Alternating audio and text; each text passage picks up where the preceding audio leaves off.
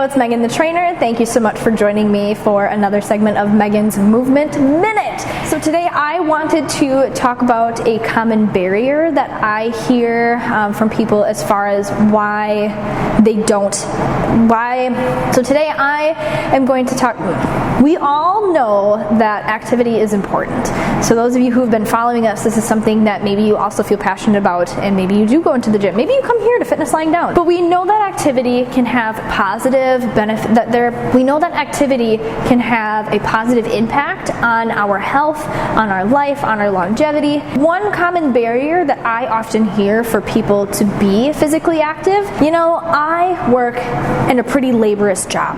So I don't need to work out when I'm done working because I just worked. I just worked out as a part of my job.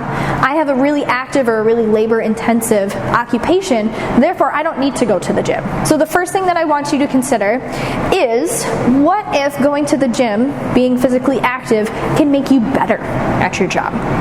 It can make you stronger for all the pushing, the pulling, the moving, what have you, again, depending on what the demands are of your job. It can make you better at it. It can make you stronger. Here at Fitness Lying Down, we can strengthen your movement patterns so that way, maybe you won't get tired. Maybe you won't fatigue as quickly. Maybe you won't be so sore after some of your days at work.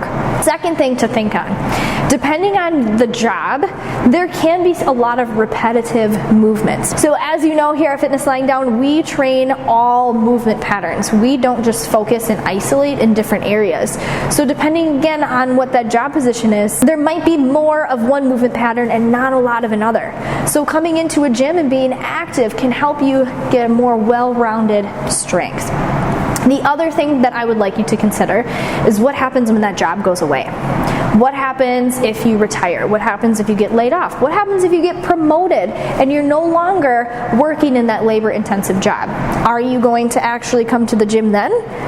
Or were you kind of relying on your job to get you your activity and claim that you might not have as much time to come into the gym afterwards? Prioritizing it and setting aside the time, because realistically we all probably have time for it. It's just, do we make time for it? And if you are someone who has maybe told yourself that you don't need to go into the gym to work out because you have a labor intensive job, I'm not saying that you have to come into the gym, but these are just some things to consider. And again, if you know somebody that has said this to you in the past, here are some things to kind of think on for yourself, and could also open up a conversation with them about it too. So now that you know better, let's go ahead and do better so we can all be better.